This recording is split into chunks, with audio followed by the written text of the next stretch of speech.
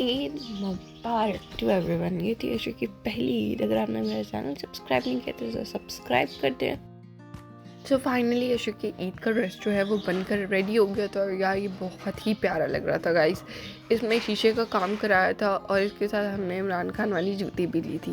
And यार इसने तैयार होते ही रोने धोने स्टार्ट कर दिया। इसने एक सेकंड चुप नहीं किया कि पता नहीं उफ तौबा क्या हो गया। इसे बिल्कुल भी तैयार होना पसंद नहीं है। खैर फाइनली इसका रोना धोना चुप कराया और इसे सुला दिया मैंने। बड़ी मुश्किल से इसके सोने के बाद जो है मैंने अपने बाकी सारे काम फिनिश किया और इतनी देर में इसकी आ गई थी ईद बास्केट। और यार ये देखो इसने जितना मर्जी रोना धोना स्टार्ट किया, सोते हुए इतना क्यूट लगता है ना कि सारा प्यारे सी पे आ जाता है। एंड फाइनली ये रहा इसके ईद बास्केट का रिव्यू। इसके अंदर 4 ईस्टर्न ड्रेसेस थे और 4 वेस्टर्न ड्रेसेस थे। और एक ईस्टर्न शूज़ थी और एक वेस्टर्न शूज़ थी।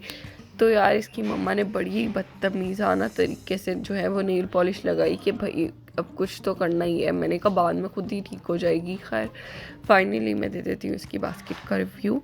और यार ये देखो ये बहुत ही क्यूट लग रही थी और ये सारे के सारे हैंडमेड हैं। ईस्टर्न ड्रेसेस वेस्टर्न ड्रेसेस जितने भी हैं सब के सब हैंडमेड हैं और जो वेस्टर्न ड्रेसेस हैं वो सारे शॉप से बाई किए हुए हैं।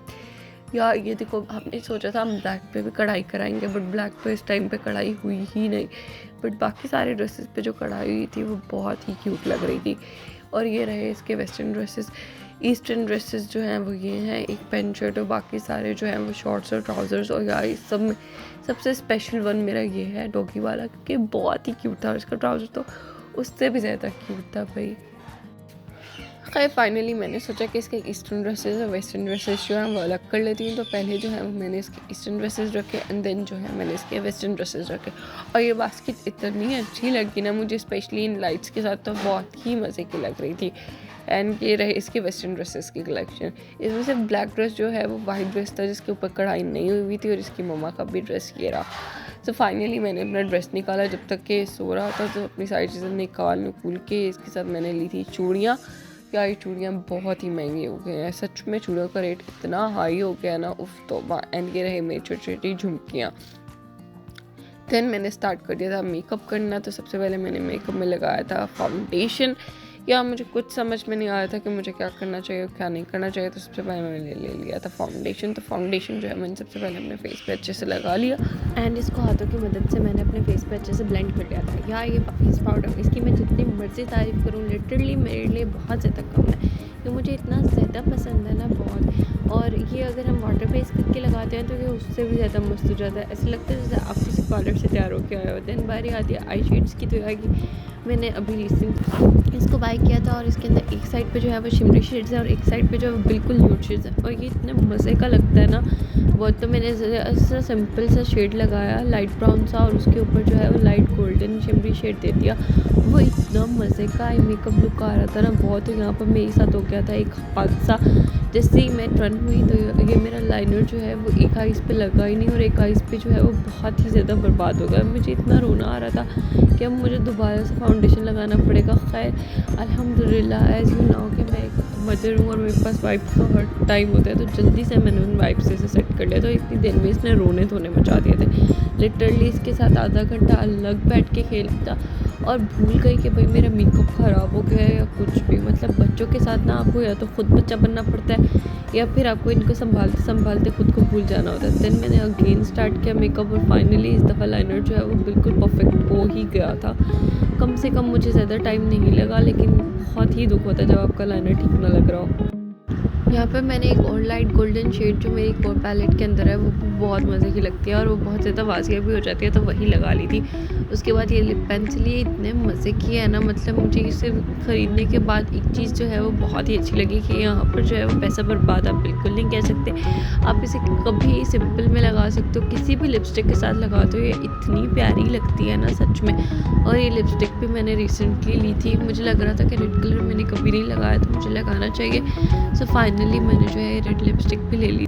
And then blushing. तो यार ब्लशिंग में मैंने सिंपल सा पीच कलर लिया था और वही लगाया था, ये इतना प्यारा लग रहा था। देन मैंने इसे लाइट ब्राउन के साथ मर्ज कर दिया था, वो और भी ज़्यादा मज़े का लग रहा था। और ये चूड़ियाँ मेरी नानू ने मुझे ईद में भेजी थी, चूड़ियाँ, पिन्स, मेहंदी और खीरनी। मतलब इतना अच्छा लगा ना मुझे कि भाई नानू घर से भी अलग से ईदी आई, और वैसे मम्मा के घर से तो आई थी, लेकिन मम्मा के घर वाली जो ड्रेस थे वो मैंने आज नहीं पहनी थी, वो मैंने सोचा था कि मैं वो किसी और दिन पहन लूँगी।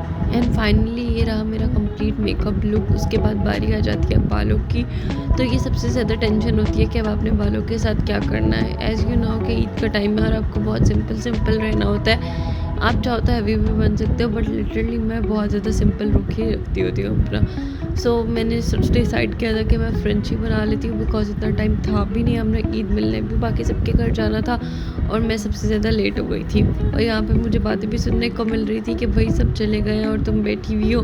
तो मैं कब भाई बस यहीं से 1 सेकंड में बना के आ रही हूँ। सो इसी में ही थोड़ा बहुत मुझे टाइम लग गया था। ज़्यादा से ज़्यादा मुझे इसकी इतनी आदत हो गई है कि जब भी मैं कॉलेज जाती थी तो अपने बालों में हमेशा फ्रेंच बना के जाती थी। तो ऐसे लगता है जैसे ये तो भाई मेरा 1 सेकंड का काम है, बट ऐसा होता नहीं है कभी कभी। दोनों साइड की फ्रेंच कंप्लीट करने के बाद मैंने अपने बालों को अच्छे से पिन अप कर लिया और अपनी गोल्ड की इयररिंग्स उतार के साइड पे रख दी। एंड फाइनली बारी आती है इन वाले इयररिंग्स को पहनने की। और ये मेरे साथ हमेशा होता है कि इसके जो पीछे से स्टॉपर होता है उसे बंद होने में तकरीबन 15 से 20 मिनट लग जाते हैं।